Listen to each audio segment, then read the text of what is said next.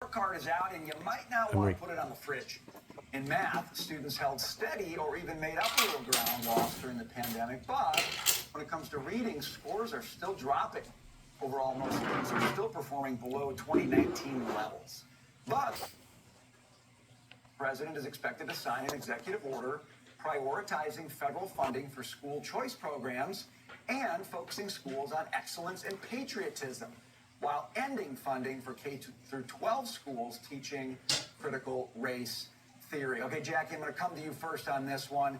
The learning loss persists, and it doesn't seem like we're making up ground fast enough to be meaningful. Well, our scores were terrible when we started, and they only got worse during the pandemic. And I love the point you made, Dagan, about how, terrible the Medicare and Medicaid services and how much money we spend on it. You think about how much we spend on education in this country, and you ask yourself why the situation isn't better, why our students aren't doing any better. I'll tell you another anecdote. So I lived in China and studied there when I was in high school. I was on a foreign exchange program. We had classes with American teachers, but we would show up at 8:39.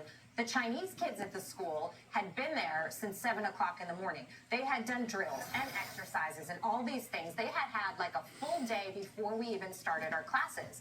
And I tell you that story because that was a long time ago. Fast forward to now, if we don't get our kids up to speed and we don't catch up, and somebody like President Trump doesn't do something to jumpstart the situation, China in 20, 25 years will be eating our lunch because our kids will not be able to compete. And on the catch-up piece of that, Taylor, here's the troubling part. So if you're wealthy, right, you made some gains over the last couple of years. Yeah. If you're on the lower end of the income scale, you did not make those gains. In other words, if you had choices as a wealthy person, you probably found a way through this. If you didn't have any choices, forget about it. Yeah, absolutely right. So in that statistic, in that report, they said the top students are making up all the lost ground while struggling students are falling further behind. The overall decline in scores was driven by the drop in student scores among the lower end. So for me, this does the opposite of what the goal is. It increases inequality because if I have a little money, I'm going to private school because they shut down the public school during COVID, and I am desperate to not have that learning loss for my child. Kevin, this kind of falls into your world. There were a lot of studies done that women, or little girls, I should say, lost more ground because during COVID and the pandemic and trying to bring people back, little boys were acting out so much, there was so much chaos that all of the teachers had to focus on them. So all of the little girls got left behind. I fast forward to 20 years. What does that mean for girls growing up on now corporate boards, in executive roles, that there are 20-year implications for being left behind? Well, I spent a career in education here and in the learning company. We were the largest educational software company in the world. Mm-hmm. There's about 120,000 schools in America. The majority of them in New York, Florida, Texas, California. They basically set the policy. We should push it down to the states because educators actually know what to do on a local basis. There's a difference in what's taught in Florida versus what happens in California. And what we really need to do is advance math and reading scores or identify kids that are falling behind in those two metrics because that's what determines success as you go through high school and into college. And that's what the Chinese have done. That's what some of the European, the Swiss, for example, they really, really, really focus on making sure their kids are advancing at the top quartile level. We have not done that. So this mandate makes a lot of sense to me. We desperately need it. And lastly, on behalf of all teachers in America, the most underpaid professionals we have in our society, it's nuts they don't make more money. I mean, if there's one category of people, and the other thing, and this is going to get me in a lot of trouble on social media, I'm going to say it again, the unions do not allow us to fire the loser teachers. There are bad teachers in our system. I've met them myself. I would love to whack them. They don't care about their charges. They don't care about their kids. They're there to just get paid. I want to pay more to teachers that actually deliver on their mandates and are proving it with test scores and fire the bottom quartile. I wish we could get that far.